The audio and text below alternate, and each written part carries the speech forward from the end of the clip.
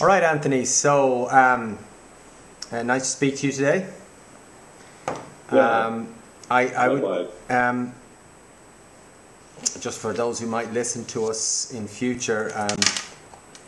My name is Cathal Spelman. I'm the behind the Fair Money Ireland proposal, and I'm speaking with Anthony MIgchels. Is that the correct way to pronounce your surname? Well, it's a MIgchels, but MIgchels. I think Okay. that's not really doable for No. for an Irishman. I know from experience that it isn't. No. I can manage that. MIgchels. Good. MIgchels, yeah. That's right. Okay. I know you have Irish connections, Anthony. Your mother is Irish, or? Mother is Irish. That's right. Yeah. Good. Right. And so, obviously, I want to speak today in reference to Ireland. In everything we're speaking about, because I've got a proposal that I want to bring about here in Ireland, but it'll be very relevant for other parts of the world as well. So I've actually made a list of questions, and I might just go over those questions with you just to give you an idea of what I'd like to cover, and I'm sure we'll get to more than that. But just by way of introduction for those who might end up listening to this, Anthony is a noted monetary reformer based in the Netherlands, who has brought out many interesting ideas on monetary reform of very practical nature. He's got his own blog. What's your blog called, Anthony?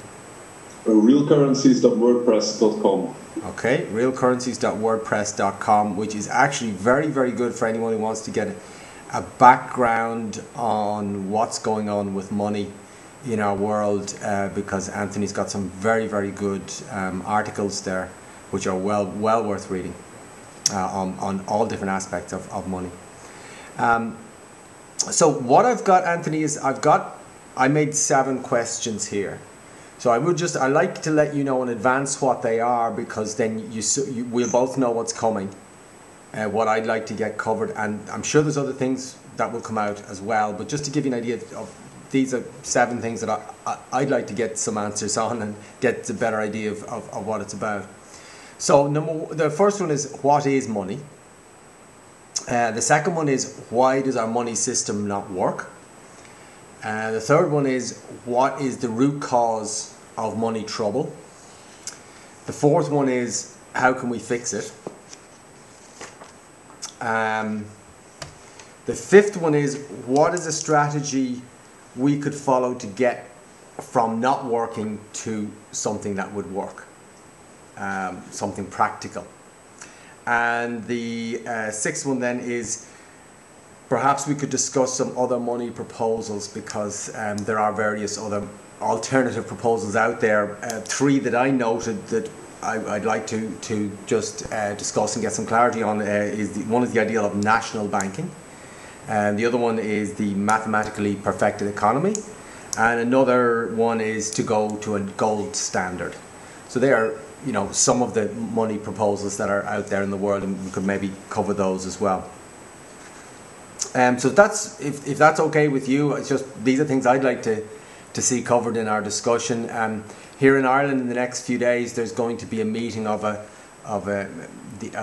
group called Awaken Ireland has got a financial TUA, which is a financial group, and there will be a discussion in the next few days, and I will be putting forward the Fair Money proposal that I've developed, which is based on the work of Dick Eastman and all the other great thinkers that he has drawn on to put that together. So I'm wanting to clarify my own understanding, but I just feel it's an area that's really misunderstood, with very negative consequences for all of us. So that's what this call's all about, really. Yeah, so that's fine. Okay, so first question: what is money? What have you got to say about that? Yeah. Well, it's not very complicated, because we have a simple definition. Money is anything that we agree upon to use as a means of exchange. So the 2 key aspects of this definition are that it's a means of exchange, which is important, because in classical economic theory, usually 3 functions for money are mentioned: means of exchange, store of value, and unit of account. but the unit of account let's not go into that because it's of lesser import. But the issue with store of value and means of exchange is that these two functions are basically opposite to each other. So to exchange is to have money circulate, and to use it as a store of value is to hoard money and is to end circulation. So it's a very, very it's actually a very profound issue which has a major consequences in our appreciation of money, and current money, the euro, but also gold even worse, is a good store of value, but it's because it is a good store of value, it's a lousy means of exchange. And the second thing is the agreement. So money is a result of an agreement, and that's even so today, because some people say it's a matter of law, but that's not really true, because the simple fact is that even the most tyrannical governments cannot force money on people that they absolutely do not believe they can spend elsewhere. So, users of the money must agree on it to be the means of exchange, and if that is the case, then it's money. Okay, that's interesting. I just wanted to come back to this issue there where you brought in the means of exchange versus a store of value.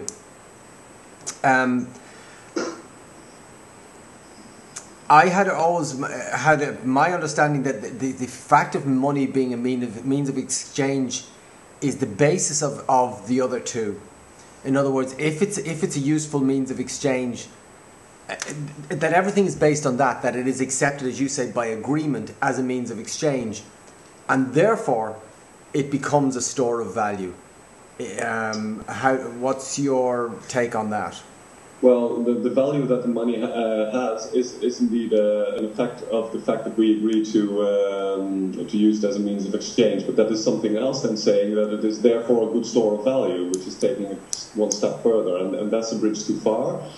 The money has value, but it is not designed to be a store of value. So even in some economic circles, especially in the Austrian kind of take on money, they really stress that to be an acceptable means of exchange, it must be a good store of value. But this is simply not true.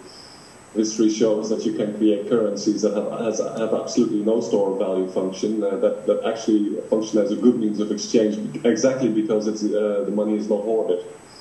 So these two functions are antithetical, and they cannot be combined, and history shows this. Okay, well I think we really need to tease this out from my point of view, because my understanding was up to this point that, like, money, if it will work as a means of exchange, and I certainly get the idea that it really is by agreement, and that a token is fine. It doesn't that it is a token, and it doesn't have to be anything more than a token. But because we agree that it can be used as a means of exchange, that's what makes money useful. So that I don't have to drag down a bag of potatoes to the petrol station to get some fuel for my car. I just can bring a token. And because everyone agrees to accept this coloured piece of paper, this token, then it will be accepted at the petrol station, and I get fuel for my car. And somebody else will give me that token for my bag of potatoes. And so everybody's going to be happy, and life is much easier than trying to barter. So... Exactly. But I'm not getting this point that you're making, that there's a conflict between means of exchange and store of value, because I would always think that, well, if these tokens are good as a means of exchange, well then also they become literally a claim on wealth. Yeah. And that's how I've heard it being explained, that money is a token system, that it represents a claim on wealth that we all agree upon. So, in other words, a €50 note is a claim on wealth, so that we can exchange this printed piece of paper for wealth in different forms. I mean, somebody may work for us, or they may give us something like petrol or potatoes or whatever it might be. And therefore, those tokens become a useful store of wealth, so I don't have to immediately exchange my potatoes for petrol or something else. I can just keep the tokens, and therefore that's a store of wealth. So I don't see how that is is that's conflicts with it being useful means of exchange, or are you therefore saying that if we're going to have a functioning currency, a functioning money, that it should not be a store of wealth? So let's play that out if we can. Okay. Yeah, it's good to get a little deeper into this, Cathal, because it's actually quite a fundamental issue. And the basic problem is this. The economy needs the means of exchange to facilitate trade. And in an economy, there is a certain amount of money needed to function at full capacity. We want a stable money supply. If the money supply deflates, less money is available for trade, and usually that will result in a stagnating economy and a depression. And that is the problem of using money as a store of value. I mean, if you take the money out of circulation to store the wealth, it is no longer available for exchanging operations, meaning that the money supply is deflating. So it has deflationary pressures. It creates deflationary pressures on the money supply, and this is the problem with saving and saving the means of exchange, holding the means of exchange. Also, if you have the credit-based money supply, the situation worsens because the money supply dwindles. It must be compensated, and more people need to go into debt to maintain the same money supply. And this is very much the situation that we have now. The world is awash in cash. We have trillions and trillions and trillions all over the place, both in euro and in dollar, but still we have a scarcity of money. And why is this so? Because massive amounts of money are no longer in circulation, but used for savings. And meaning that more people need to get into debt to maintain a properly functioning money supply. Okay. So there is actually a conflict between the saver and the rest of the economy. Okay. Well, I'm hoping during our discussion that we can come back to this, because I'm not fully getting that. But definitely where I'm coming from with my proposal is that definitely deflation's a problem, and it's a problem right now. And I can certainly agree we need money as a means of exchange, and what you just said there is there definitely needs to be enough money in circulation. There needs to be enough of these tokens so that we can do all that we can do. And of course, there's nothing in short supply except money. Exactly. And money is just a token system, and this token system is being kept in short supply, and therefore people are idle. Or we have poverty in the midst of plenty. Here in Ireland we have so many people, especially self-employed people who are running their own small businesses, because there's not enough money in circulation. They're well able to provide the goods and services that they can provide, but the people aren't spending. People are just buying necessities because there's such a shortage of money, and there's such a deflation of the money supply in Ireland today. So I can certainly agree, money, yeah, it's a means of exchange. It's a token system that makes exchange better, and we definitely need more of it. Are you saying that there shouldn't be saving, or that using money as a store of value is a bad thing? Money shouldn't have that function? Yeah, I'm saying just that, and it may sound a little counterintuitive because economists and the banking class behind the economists have been programming us forever to say that saving is good. The economy needs savings, and saving is a virtue. I'm saying saving is a vice because it takes money out of circulation. And of course, I mean, there is a natural need for people to transfer wealth to the future, because we not always want to use all our wealth for consumption or investments now. And yes, we perhaps want to take wealth to the future for future consumption. And this is a normal situation. All I'm saying is that you shouldn't use the means of exchange to do that. You could buy, for instance, some gold, or you could invest in the business, or you could pay the suppliers up front, or you could do all sorts of things to achieve that goal. All you shouldn't do is not hold means of exchange. All right, so you wouldn't agree with saving money in the bank or any of these kind of things? No, I understand it from an individual perspective, but as a monetary architect, I would design units that would discourage hoarding. Okay, all right. Okay, we're going to leave that to one side for a moment and come back to it during the discussion, because that's kind of mind-blowing. But we've got this thing anyway, that money, it's a means of exchange anyway. That's it functions by agreement, and it's a token system. Yeah? Okay, so that's good. We've got that. We're going to leave the store of value thing to one side for a while. But let's just look at the reality of life today in Ireland and other maybe similar countries, and talk about why our money system doesn't work. Okay. Why are things not working? Why is it that, you know, a few years ago there was the same people and more or less the same stuff in the country and things were going on okay, and now there's the same people and the same stuff in the country, but there's about 500,000 people out of work out of a total population of 4 million, which is a lot. There's falling house prices have crashed, and people who, especially self-employed, can't get anyone to buy what they get. People are just buying necessities. Taxes are rising all the time. Banks have collapsed. There's the IMF now dictating to the government to cut government spending and raise more taxes all over the place. So, question: why does our money system not work in its present form?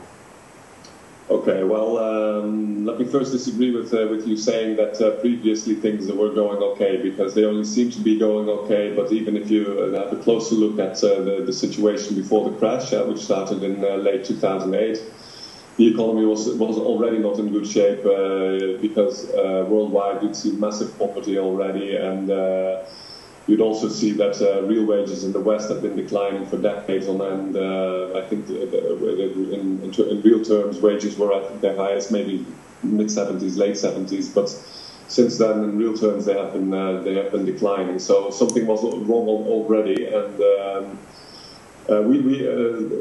let me first put out a basic notion on what the problem is, and then translate it to the current situation today, because obviously we are in a crisis. But the defects in the monetary system are permanent, and they were there for forever. They've been there for centuries. And the problems are these. In the first place, all of the money supplies in the world are owned by the same people. We are dealing with a monopoly on currency, monopoly on money. And we seem to have competition, we seem to have competing banks, but it has been shown even by mainstream science that all these banks own each other and basically function as a cartel in the market. The LIBOR scandal of last year was only just an example of that, but there is in fact there are many points to show that they are cooperating to keep the market between themselves. And in every nation you have only one unit, the dollar in America, the euro in Euroland, and the pound in Britain. And we're dealing with a currency monopoly, and this is owned by private institutions, private organizations, namely the banking system. And the banking system uses this monopoly to do three things. In the first place, it slaps interest on the money supply. So all the money is created as debt, and the debt must be paid plus interest, and interest is incredibly expensive. My standard example is the mortgage. So you have a €200,000 home. After 30 years, it transpires that you have paid 300,000 in interest, plus the principal is 500,000 euros. And all this interest is being raked up by the rich, because ultimately the rich own the banks, the rich have money to lend, the poor must borrow. So it's always a wealth transfer from the poor to the rich. The Germans have calculated this wealth transfer, and they have shown that the 80% poorest pay more interest than they receive to the richest 10%. So it's by definition a wealth transfer from poor to rich.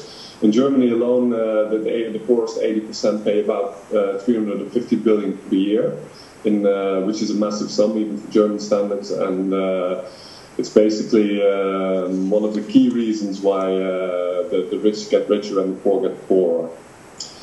Then there is a second thing that the banks do. They create a boom-bust cycle, and the boom-bust cycle is not a natural phenomenon. It's a trick. And what happens is first they provide a lot of cash through easy credit.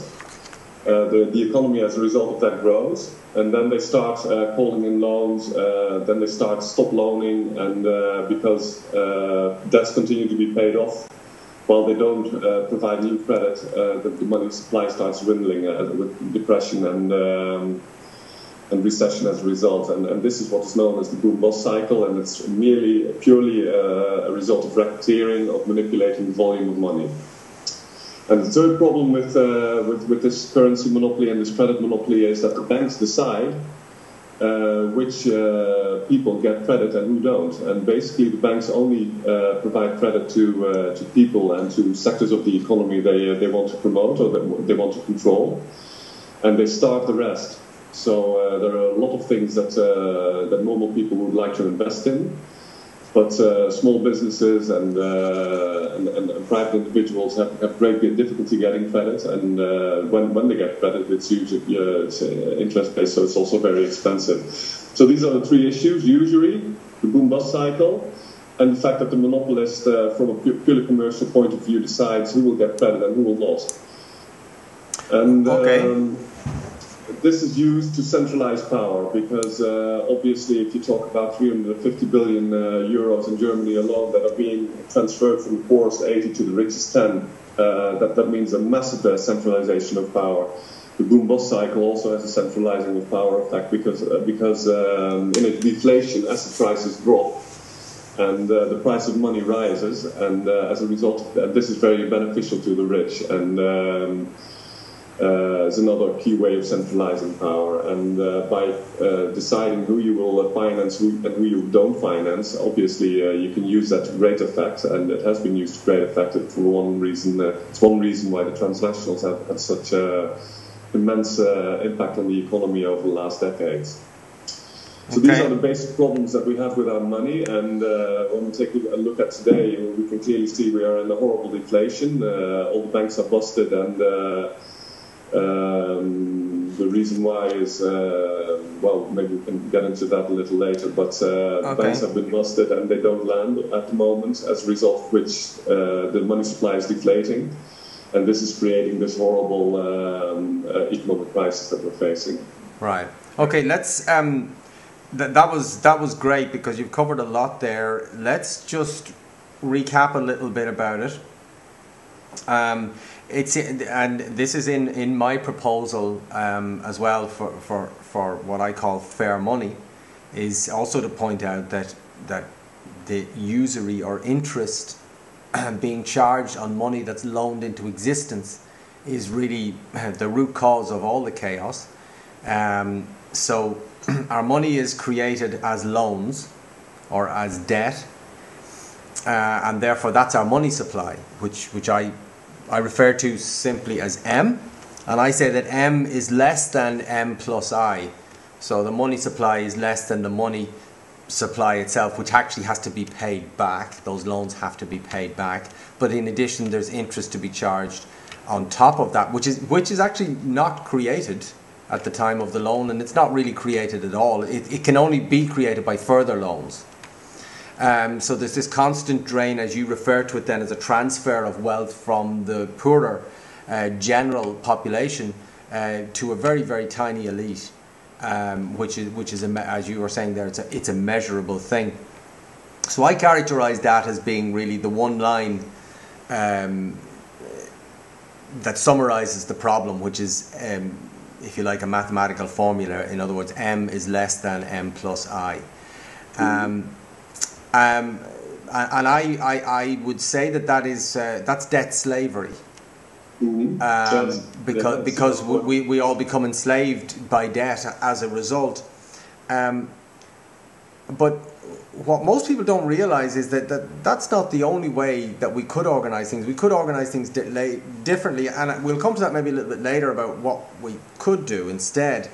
But just to cover two other points you made, one was the boom-bust cycle, and then giving credit to the favoured ones of this banking cartel. Now, with the boom-bust cycle, many people would say that it is an inevitable part of the inequality between the money created as loans and the fact that money plus interest has to be paid back, that it is inevitable that sooner or later the system has to periodically collapse under the weight of the accumulating debt burden, and that the banking elite are automatically well placed because they've got the loans, or the money is loaned into existence, but it's backed by the collateral of real wealth that's put up so that the loan can be taken. So therefore, when the system collapses, it's still a good thing for the banking cartels because they just collect on real wealth at that time. So in other words, they do very well regardless, because when things are going on, they're making very high cash profits from the interest charges, and then when defaults happen, well, they just take real wealth and own more and more real wealth as a result. And of course we can see it in the world today that if you look back some hundreds of years ago, there were not banking corporations that owned very much. But if you look in the world today, certainly in any country, we take Ireland as an example, I would estimate that probably half of the real property of Ireland is directly owned by banking corporations, because just about all of the real property of Ireland is in a mortgage, that whether that's commercial property or private. And some loans have just started and some loans are nearly paid off. So the average loan is probably 50% paid off. So that means the banks own 50% of Ireland. So that they've obviously come a long way there. So, yes. But to get back to the boom-bust cycle, some people would therefore say that the boom-bust cycle is not necessarily so conscious, conspiratorially manipulated by the banking cartel, but just kind of it inevitably goes bust from time to time, and they benefit either way. So they don't even necessarily need to get into a room and say we're going to do it now. It just sort of inevitably happens, and they benefit regardless. But you seem to be saying no, they do get into a room and say let's do it now. Yeah. There's no doubt in my mind about that, Cathal. I mean, the whole thing is well managed from the top down, and there are a couple of old families behind it all, and the whole system is really very well managed. And it is true that the n is smaller than n plus I equation shows that the money supply must grow, and that periodically there will be pressures because the debt is growing, the interest burden is growing. At some point, something must give. Yeah. So there's certainly truth in that, but all this is very easy to calculate for people inside the system, and there is no doubt in my mind that they make these calculations. Otherwise, they wouldn't be able to control it. And the basic thing is racketeering, not so much even the instability, but innate instability of the system. Okay, so coming to the other point that you were making there about the credit going to the favoured ones, if you like, certainly how Dick Eastman would characterise that would be that because of this inequality of the money supply being less than money plus interest, there are constantly defaults going on. So therefore the banking elite end up with more and more, for instance, business defaults, and they gain control over businesses, plus they can use their profits to buy shares in businesses. So they basically end up owning the bigger and bigger corporations that, as he would say, these corporations are cobbled together like Frankenstein monsters from the body parts of smaller businesses that collapsed under the weight of debt. So therefore the banking elite become in control of the productive capacity of the world, and we all end up working for big corporations. Would you agree with that sort of Oh, very analysis. much so, very much so. And but what you see is, capitalism is often equated with free markets, but it's a complete hoax because if you look at all the major industries in the world, be it automotive industry, weapons, banking, pharmaceuticals, in all these markets you see that there are just a few major transnationals dominating these markets, and they quite clearly cooperate to keep competition out of the market. And these transnationals are very effective. There's basically one major reason for that, because these transnationals, they buy up entire supply chains, and they finance these supply chains with basically concerned bookkeeping. They provide a multinational unit, a unit that is circulated within the multinational, within the transnational, which is interest-free. And the whole supply chain is basically financed interest-free. So if these transnationals have to compete in the marketplace with small business, the small business supply chain consists of many small businesses creating a product together. But these supply chains are financed with usually bank credit, usurious bank credit, and leading to very major and substantial cost of capital in the production. And there is a very basic law of economics which says that he with the lowest cost of capital wins. And the transnational finances its supply chain with interest-free capital. The small business supply chains are financed with bank credit. So, how do the transnationals get interest-free credit? Simply by using, you must understand that a transnational, say a major transnational like Shell or whatever, that's a major corporation with hundreds of thousands of employees and several business units that create products together, and they pay each other with what I call concerned capital, which is basically just double-edged bookkeeping, just as banking works. But for interior trade, the multinational has its own banking function with this bookkeeping, and so the internal trade is financed interest-free with the transnational's own credit-based bookkeeping money, if you like. Okay, so basically just one subsidiary or branch of the transnational is not charging the other branch interest on a credit that is extended while it's getting inputs and things like that, whereas your average small business has to take a bank loan to buy inputs in advance of being able to sell them, whereas within a transnational, the branch A will just take from branch B and get an invoice, but just pay that later without paying any interest. Yeah, well, it's settled in the multinational's own unit. They basically what they do is they have their own bookkeeping. They just keep the records of which subsidiary delivers to the other, and mutual debts are ultimately all crossed off. So this requires very little, euro capital, dollar capital. Oh, I see. Okay, very good. Okay, so therefore that would put your average small business at a disadvantage, which is a very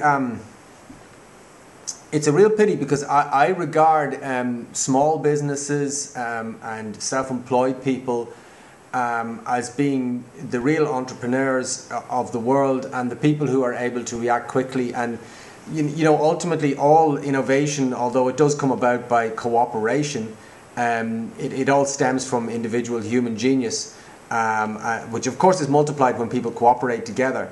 But it would be great if we had a world where people could cooperate together without us all having to work for multinational corporations, which are kind of like military organizations really in their pyramid structure, etc.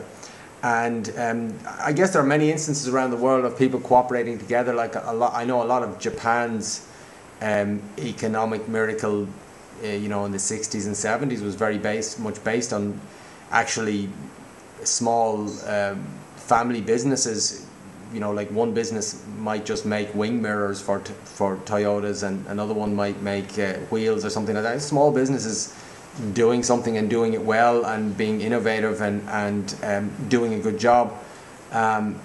So anyway, it would be great if we were able to have a money system which would level the playing field and make it possible for small business and individual self-employed people to be able to thrive. It's not going like that. In Ireland today, small businesses and individual self-employed people are going out of business. They're closing all the time.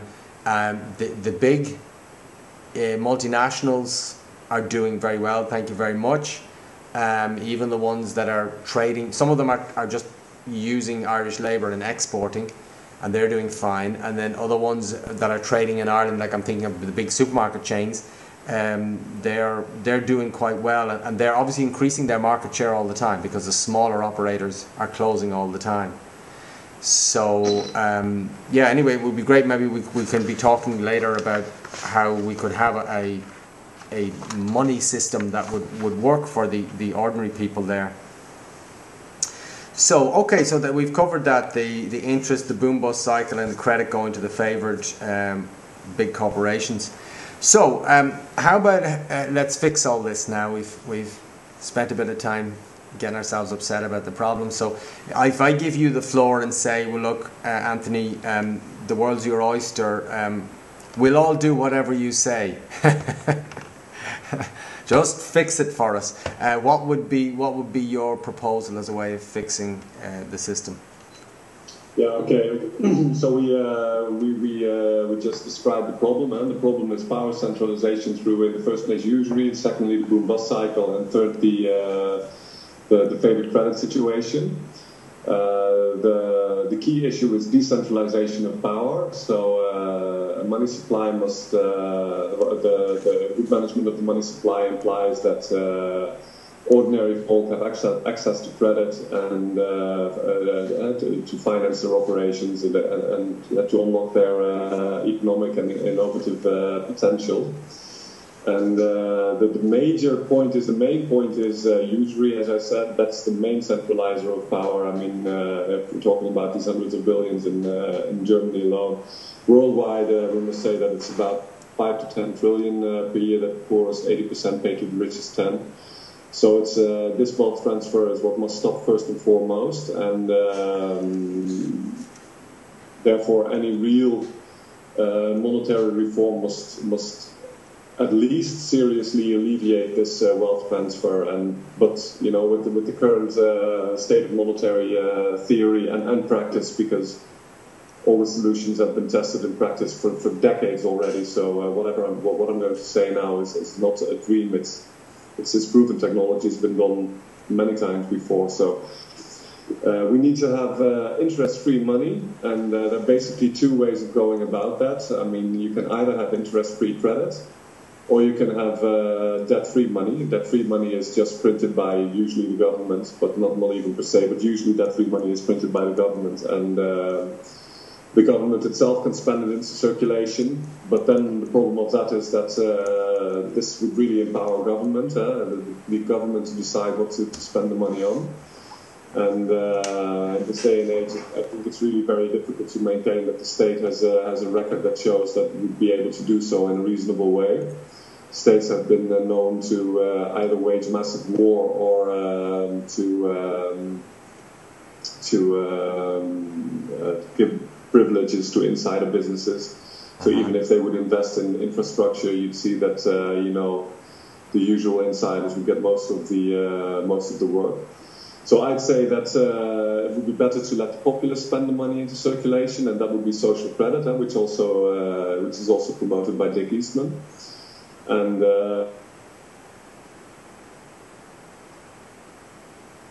which would mean that the equal share, so everybody gets his or her fair share of the money and can spend it in circulation.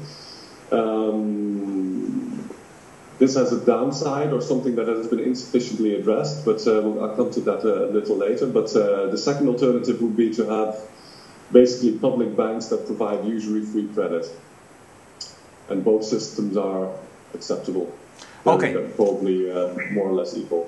Okay, so just to summarize that, you're saying we could have either debt-free money, which is, and that's the proposal that I've got on the table, which is debt-free money issued directly to the people, by the people, for the people, and spent into circulation by the people. Yeah. So that's the solution I have favoured. But you're also saying there's another alternative called interest-free credit, which is a bit like the is that like the kind of national banking idea where the money is tell me what interest-free credit is actually. Okay. Let me put it this way.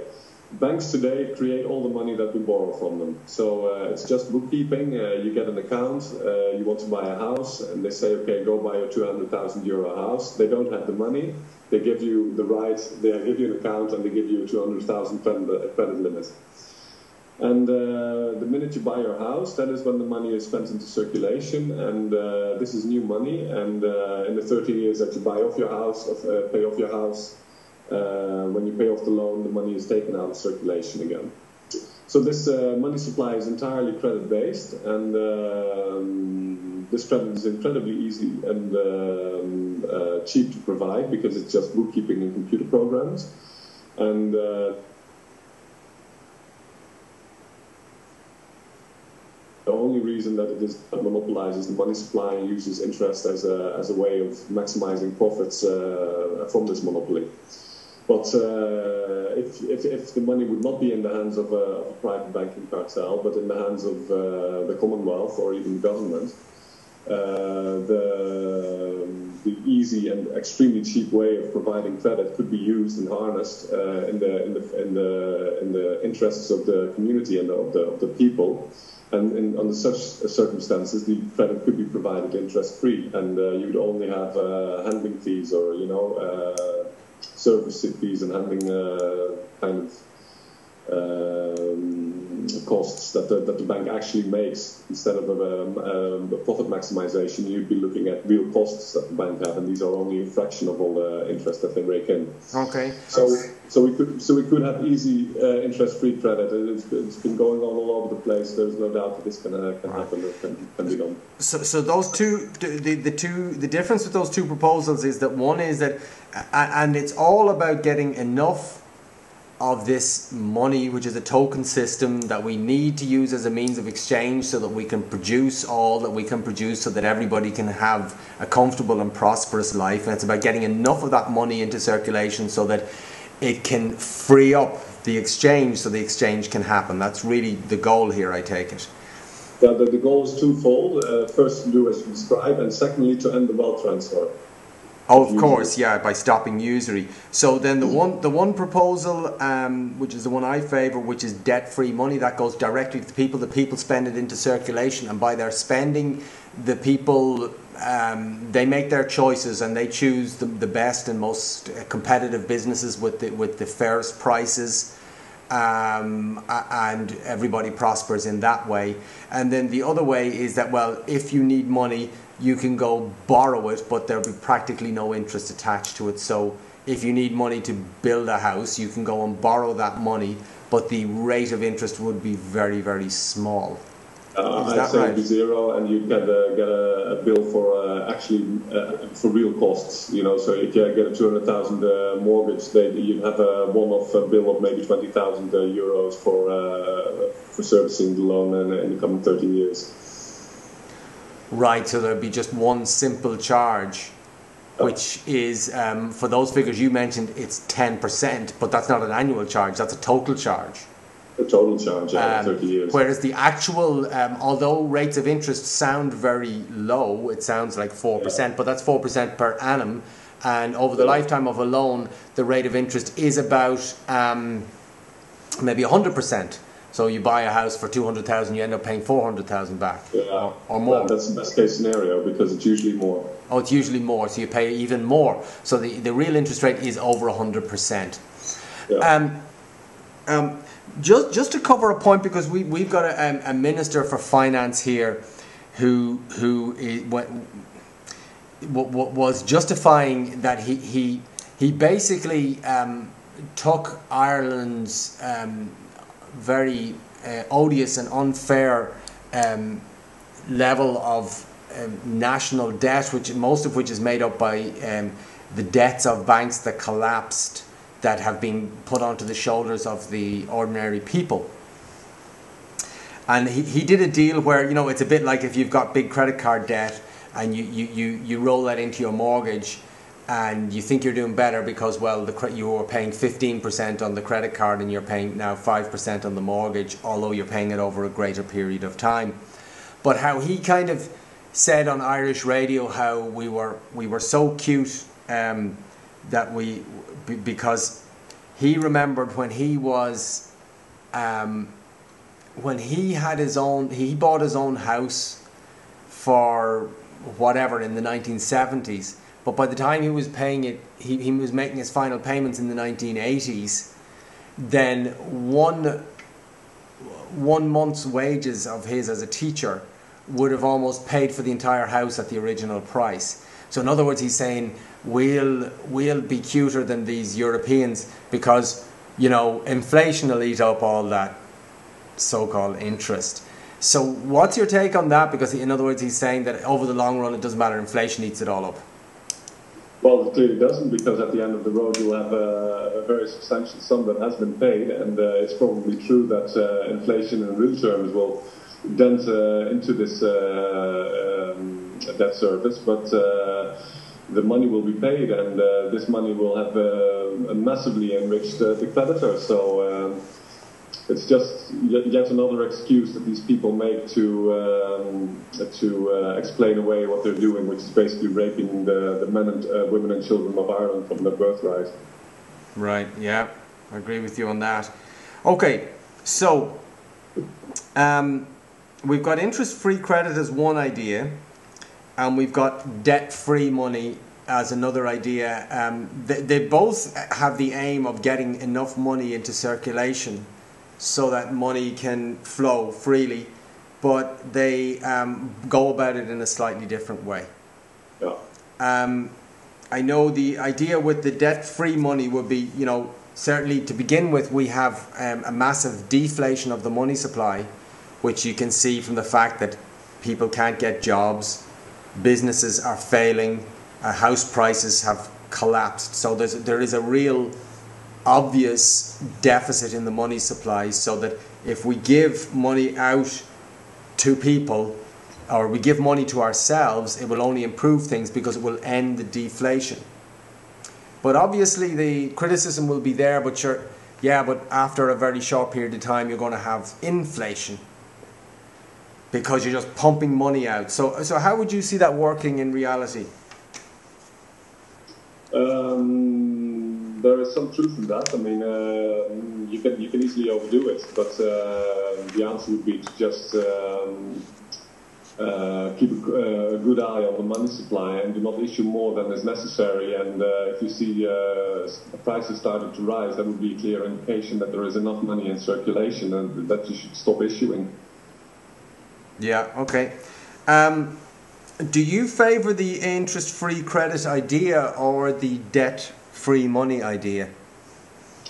The debt-free money idea is good, but it does need a certain repair, because the problem is, Cathal, that once the money has been spent into circulation, there is no interest-free way of providing credit after it, and this needs to be addressed. So. Because, do you know what I'm saying? Once the money is spent into circulation, it will end up at somebody will start hoarding it, which we don't want, but say it happen. And he may want to lend it on to somebody else, but he will not do it interest-free. And this means that the wealth transfer through usury has not been fully stopped. It will be much less with social credit. But if we do not repair this aspect of the proposal, it will not entirely end the wealth transfer through usury. Okay. Now, Dick Eastman is saying, to cover this question, he's saying there should be full reserve banking, so that people can save. It goes into a bank which can only lend the actual savings, and then the savers would get an interest rate. and the bank will be allowed to charge a slightly higher interest rate, which would allow credit for new businesses or for somebody borrowing to buy a house. Now, obviously, there would be less loaning required because the money supply is generally sufficient, but for somebody wanting to make a large one-off purchase or to start a new business, that facility would be there for them. So what's your take on that? Well, I would say that even under a social credit system, very few people would be able to pay off their house in cash when they acquire one, and meaning that they would still need mortgages. And in the proposal as it is now, this mortgage would still cost 4 to 5% per year, meaning leading to this €300,000 interest on €200,000 mortgage, which is simply, this must end. This is one of the major problems that we have. So people should be allowed to have interest-free credit also in a social credit kind of environment, and which is easily done because nowadays you have full reserve banking initiatives called the Yacht banking, and which is based on full reserve banking. People can save money there. They don't get interest on their savings, and their deposits are used to lend to others. But in return for saving with the Yacht Bank, you acquire the right for interest-free credit in the future yourself. So you're compensated for the fact that your deposit is lended out and that you can't access your money during the time that you save there, by the fact that you will be able to get interest-free credit yourself later. And this is a very viable model. It has been operating in Scandinavia for decades, and this is an excellent way of providing interest-free credit in a full reserve banking system. So we don't need interest-bearing full reserve banking. That is what I'm saying. So you're saying we can have interest-free full reserve banking? Yeah. How about the idea that we don't actually even need to tie the amount that could be borrowed to the amount that has been saved. In other words, we could say, why wouldn't we just set up a community interest-free bank, so that if we, for instance, we have a baby boom or immigration or something, and a lot of people want a house, then what is that? Therefore, they're going to go out and create a lot of extra demand for building houses. So therefore, that extra money is needed. But as you said, they're not getting enough in their little monthly dividend payment to do that. So they want to do it. They're going to create demand for a house to be manifest. So let them go to a national credit office and say, I want to build a house. And the National Credit Office says, okay, fine, we'll have a mortgage on that. So if you don't pay back, we'll have to take it. But there'll be no interest on that. And here's the 100,000 you need. Now go out and spend that on building the house, and if you genuinely need it. And so away they go. Now they're creating the extra demand, so that shouldn't be inflationary, because more production will happen. People are going to be working harder, working longer, or whatever, and being more innovative in how they work. And so that should work. And actually, then when the house is built, that money's paid back, and that can go out of existence, so it doesn't stay sloshing around creating inflationary pressures. What's wrong? Wouldn't that work? Yeah, that would definitely work. That's the second thing that comes to mind to help combat usury in a social credit environment. You could combine it with the interest-free credit that we were discussing earlier, and I think this is an excellent way of going about it. Mind you, it does require a management of volume, because in an interest-free credit-based environment, just as in the fractional reserve-based environment that we have today, providing too much credit would lead to rising prices. But a normally operating currency board should be able to reasonably manage the volume and equitably share the amount of credit that would be available among the people that need it. Yeah, let's just talk about that, because I think, most things to do with money, it's a bit like the whole area of health, because I'm actually I'm a health educator. That's my day job, and I teach people how simple health really is. It's about as simple as, look, put good things in, and you're going to be healthy because your body will automatically be healthy. But there are huge vested interests that make money convincing us to put harmful things in, and then there are other vested interests who make money when we neglect our health, and we go to them broken, and they give us various poisons really and procedures to patch up the damage. But if we just go back to nature, it's very simple. The human body's self-healing mechanism, you give it good things like fresh air and pure food and food that is actually meant for the human body, and your body's going to thrive. You're going to look great, you're going to feel great, you're going to have fantastic energy. So it's really very simple. That's what I keep saying to people. It's actually really simple. It's made to seem complicated. Every time you look at the paper, there's this thing contradicting that thing. But really, that suits those who have put themselves in this position of being the experts, so that we're ignorant of how to look after ourselves, and we have to go and pay a lot of money to the experts to fix us, which is a really artificial thing, but works for the vested interests. So I'm saying it's really the same with money, that it's made to be looking complicated and boring and difficult, whereas actually it's quite interesting. It's about us just being able to do what we want to do in life and be comfortable with what we as human beings can produce. And it's quite simple. And so I wanted to say that in connection with what we're talking about now, about balancing, because that's actually a very simple thing. We've got these tokens which we use as a means of exchange, and it's very simple. We don't want to have way too many of them, or that means you would have to use more tokens to get the same thing. Taking it over the short term, the amount of things is the same. So you put out way too many tokens, then you have to use more tokens to get the same things. That's kind of obvious. And the opposite, so we call that inflation of prices. And then deflation is when the opposite happens, if because of the way our money system works at the moment, deflation happens a lot because there's less and less of the medium of exchange in circulation.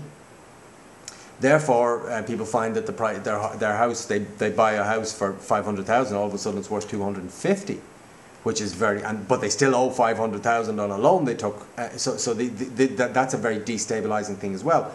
But if we would have a more simple money system like what we're talking about, with debt-free money and a little bit of interest-free credit for where it's necessary, it would be quite a simple, compared to what goes on today, it would be a relatively simple thing to keep an eye on price levels, so that we're not putting out too much money and causing artificial inflation, and we're not putting out too little so that there's deflation. And we may even get to a point at some time where we would stop giving this dividend, because there's enough money in circulation, so we don't need to keep pumping money out into the economy. Now that's not going to happen right away because we've been in deflation for so long, but it would come to that, I would guess. Okay. Yeah, you could simply measure price levels, and that would be very important input for the currency board, and from there on, it's like you said, not complicated. Okay. Now, that's very good. We've got a very simple model here of basically debt-free money, and I like this idea of having a little bit of interest-free credit for major purchases or for starting businesses. So these two things seem to be great ideas. I really like them, and it's really simple, and I like simple things. I'm always in this whole thing since I discovered how things started going haywire in Ireland and for everyone, including in my life, with money. I've wanted to understand in simple terms what's going on, because there's so much confusion pumped out there. So that I'm always looking to simplify everything as much as possible. So I like this proposal. It's nice and simple. Now, the issue would be, okay, that would be a great thing to have, and it would be lovely if people would support it. And I think that really is, if people can understand it's that simple, then we can start to get there. If we want it, we can get it. But how would we get from here to there? because of all the various obligations and debts and all that. So, you know, which debts would we just repudiate and say, we're never paying that back? Or which debts would we say, well, okay, that's fair, we should pay that? How would we manage all of that? Yeah, okay. Well, I'm going to say something controversial here now, because the problem is with the banks. And what they have been doing is they've been screwing everybody with all sorts of derivatives, all sorts of fancy loans that, you know, that they should have known and actually did know that would never be repaid, and they allowed themselves to go bust. And we must make one thing very clear. Should they have known that they would not have been bailed out, they would never have gone bust. So the only reason that they do so is because they know that they can force governments and nations to make them whole. And we have pumped into these banks trillions upon trillions in the last few years. And the reason for this is, the way that we have been sold this, is that they say, well, if we don't have banks, then there is no credit, and if there is no credit, there is no money, and if there is no money, there is no economy. So the idea is we need these banks, and therefore we need to bail them out, and which is of course complete and utter nonsense, because if you look at the whole thing, in Europe there's maybe 10 trillion euro in circulation. Now we have almost spent as much as that on bailing these banks out. So for every euro in circulation, we must cough up a euro to keep banks operable, which is complete nonsense. If we had invested a few hundred billion altogether, we would have been able to create a completely usury-free economy and close all the banks overnight. We could still do this. I'm just taking the 100,000 feet level here. Let's say that you are the dictator of Europe. You would be able to just take all the banks now, because they're absolutely worthless, all of them. They've all been financed up to the max by the ECB and by all the national governments. They have no rights. The owner of the banks have no rights. They have destroyed every right that they even might have had, because of the incredible damage that they have done. And if we would just nationalize all these banks, we would take a close look at these balances, and we would immediately repudiate all the derivatives, all the fancy financial products, which are completely useless and exist for only one reason, making Wall Street even richer as it is. And we would only maintain real credit, and that would be basically it would be the mortgages, the business loans, the national debt. These are real debts, and they must be repaid, and these would also represent our money supply.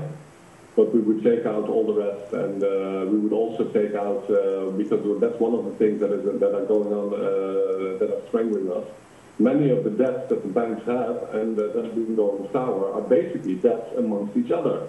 So we are bailing them out with only one reason: to make other banks whole. And if we take control of these banks, we can cross off all the mutual debts, and that would save trillions in euros, but which are now completely unnecessarily cost of by the taxpayer. Mm-hmm. And that would be basically a gentle and harmless way of going about it. Okay, let's just look at that proposal there in its most simplest way, which is to just take away all of the fancy derivatives and other things like that, and only deal with the real, what you're calling the real debt, which is, say, mortgages, commercial loans, and I guess we would turn those into interest-free credit, and they would just be paid back on a principal-only basis. Is that correct? Yeah. Okay. Yeah. Right. So we take the mortgages and the commercial loans, we pay them all back on a principal-only basis to a nationalised bank. Is that correct? Yeah. All right. Yeah. Right. Now, the next thing you mentioned was the national debt. Yeah. Which I was surprised at, because like the national debt in Ireland is made up out of mostly its money that is owed because we nationalised the banks and we socialised the losses. So we, the Irish people, we actually owe the money that Anglo-Irish Bank lost in its operations. Yes. So are you saying we have to pay that back, and if so, to who? Well, now let me say first that I completely understand where you're coming from. I completely understand it. Basically, it's odious debt. There can be no doubt about it. I mean, I don't know exactly what the national debt situation in Ireland is, but considering what you guys have been paying for these banks, it must be the odious bit must be fairly substantial. The problem is that not paying these debts back would mean that the money would continue to circulate because it's all credit based. So you would have this pile of money circulating in the economy that could not be taken out by repaying, because credit-based money supply is taken out of circulation simply by repaying the debt. And this circulating money would diminish the capacity for future interest-free credit. So as a result of the situation, we have been saddled with a rather nasty situation, namely how to get this money out of circulation. And it would be difficult to do so without hurting people who have not been profiteering with this situation, but for instance have real savings and real debts outstanding with others that are basically fair. Okay, they're usurious, so that's not fair, but the debt is real. So there is a bit of a problem with the national debt. I don't see a direct, easy solution for that because, like I said, we need to be able to take the money out of circulation. But what I would say, obviously, is don't give another dime at least to these vampires. I mean, the idea that they have been kept alive is just incredible disgrace and could have only have happened because all the bankers are total insiders with the government. Mm. So, well, okay, so I definitely get the idea of keep the mortgages and keep the commercial loans.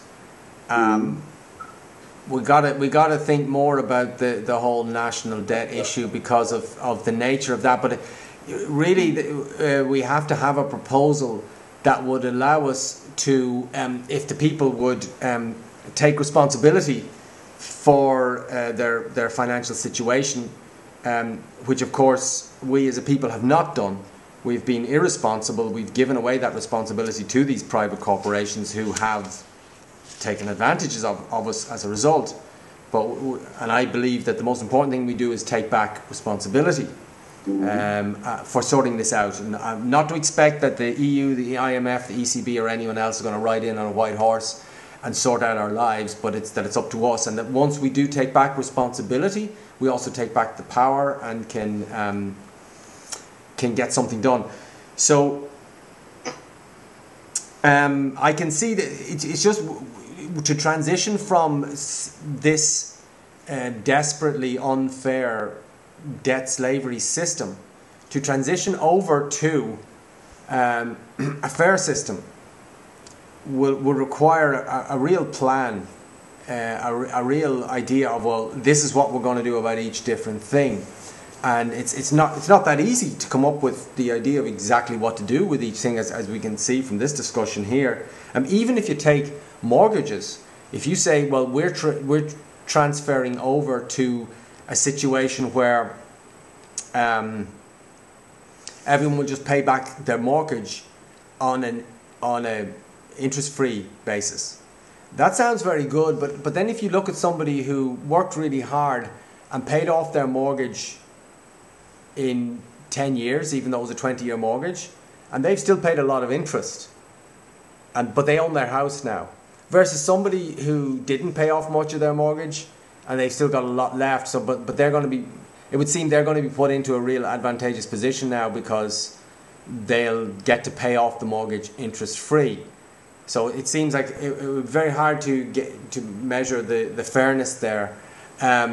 Or for instance, some people actually say, and they're making different proposals, that, well, you take the mortgage that was taken out, say 500,000 of a mortgage, but the person, principal plus interest payments altogether, total payments made so far is 400,000. So now you only owe 100,000 and you owe that debt free. And that's one idea. That also, but then that would lead to the complication. Well, how about somebody who they took out a loan for 500,000, they paid it off relatively quickly, but they paid 700,000. So are they going to get a rebate of 200,000? maybe that's the way to do it. Well, to be honest, in all fairness, we should basically say that all the usury should be clawed back from wherever it went. But I think practice will show that this will be really very difficult because much of the money is simply no longer there. It's been spent on all sorts of nasty little projects that we don't even want to know about, I think. And it will be very difficult to get all this money back. And the problem is the practical problem that we face with the complications that you just described, that the one would have paid diligently paid off his mortgage and a lot of usury. Also, the other one, how do you? One of the problems is that the money supply is credit-based, so all the credit must be paid off to get the money out of circulation. Otherwise, you have this eternal money supply swirling around. Nobody will know how to get rid of it, and yeah, you could say, okay, as of now, this is a debt-free money supply. You could work in that direction, but it would be a little bit sloppy. So that's why I'm just saying, let's pay off all the debt and let's see where we can make people whole for as far as possible in terms of the usury that they lost. But, so you're saying pay off the debt on a principal-only basis? Yeah, basically. And just say, look, there's nothing we can do about whatever interest and all's been paid already. I mean, because that would be getting terribly complicated. Is who are you going to go to for that? But I would think that certainly the proposal as it stands now, it's not perfection, but it's a lot better than what we got at the moment. Yeah, and you know, I think we should also not lose sight of the fact that, except for the plutocracy, everybody will benefit from the new system. So, okay, some will even benefit even a little more because they got lucky for whatever reason. Okay, I can understand that, you know, that's not really fully satisfactory. But on the other hand, people that, for instance, bought a house 30 years ago are also partly responsible for the system, and people that only came part of the housing market a few years ago, they had less to gain from the system support. Yeah. Okay. The system less low. You get what I'm saying. So I think we should all focus on the incredible benefit that this transition will have for everybody, and that it's not completely fair in all the details. Okay, let's just move on and focus on the future, which will be much brighter. Okay, all right, and that is important as well because obviously in discussions like this, it is very easy to bring up the uncertainties and possible problems, but it's also very easy to then, as a result of that, to start to forget about the huge benefits of there actually being enough money in circulation, and that everybody who would want to work or start a business would be much easier be able to do that. And that also that, you know, as you mentioned earlier, that probably about 45% of every price is made up out of interest charges, so it means prices are going to fall. You are going to have to do an awful lot less work to get what you need, and it's going to be much more possible for you to own your own home as a result, because you'll only actually pay for the house. You're not going to be paying all these extra debilitating interest charges. So it's very important to focus on the benefits as well. I think in the time the little bit of time we've got remaining, Anthony, I would just like to ask you about your understanding of mathematically perfected economy, because I have spoken with the proponents of this idea, and they would say, oh, but mathematically perfected economy solves all these problems, it works everything out perfectly. So I don't know how aware of you are of what mathematically perfect economy is, because I find it very hard to even discover what it is, but maybe you know. Yeah, well,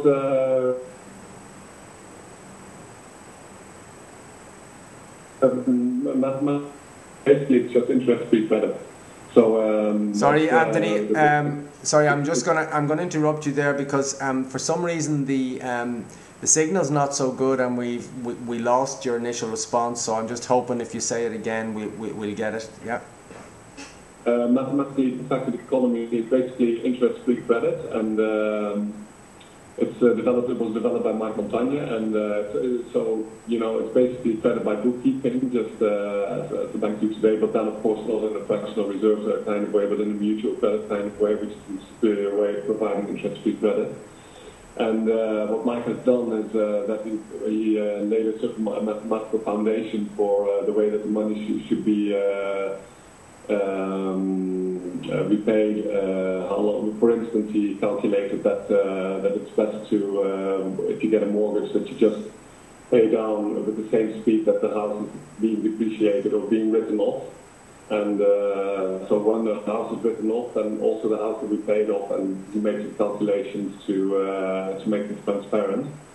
But like I said, let's not make this more complicated than it is, because it's just interest-free credit, and MPE would be just a good way to provide a money supply based on interest-free credit, as we've been discussing. Right.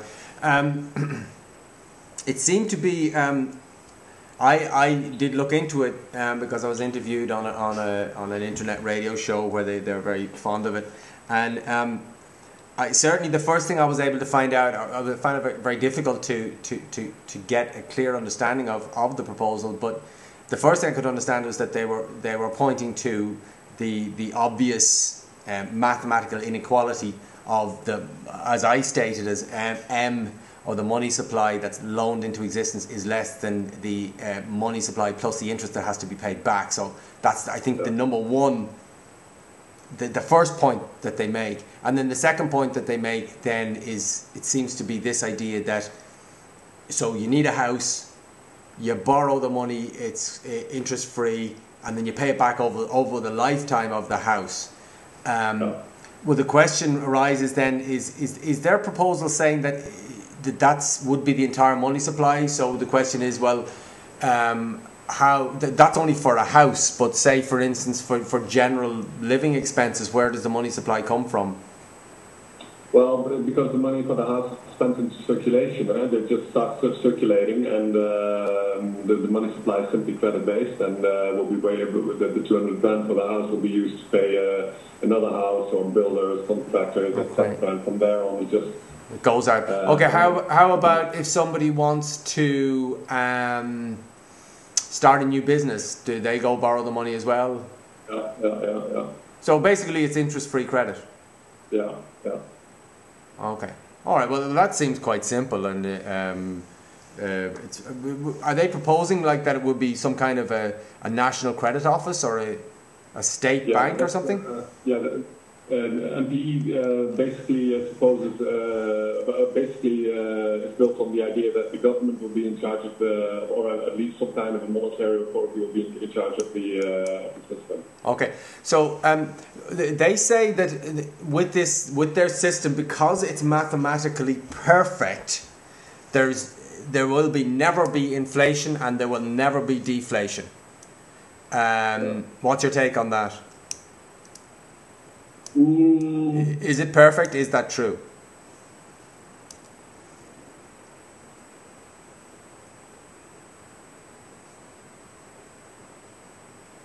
I'm sure that it is, but like you said, it's a little bit intransparent, the whole system. So I would have to look into it a lot deeper, and I'm not really sure that it is, Cathal, to be honest. Okay, all right, yeah, I have had difficulty to try to understand it, because it's not as if I went to the website, but I found it very unclear. And to me, I'm all about it, getting it, making it clear and simple. So I have a difficulty. I have a difficulty with any proposal that's made to be anything more complicated than it needs to be. I think things should be simple and elegant and as straightforward, because I think the solution should be like that. It should be quite simple and elegant. Okay. Well, look, Anthony, we've covered a lot in this time. I'm delighted. I hope our recording works out, and we're going to be able to look back at this, because we covered so much. and it's all well worth having. It certainly helped me get more clarity on my own proposal. I know there's a couple of things we didn't come back to that whole store of store value. Let's do maybe we'll do a separate call about that and just discuss that nuance.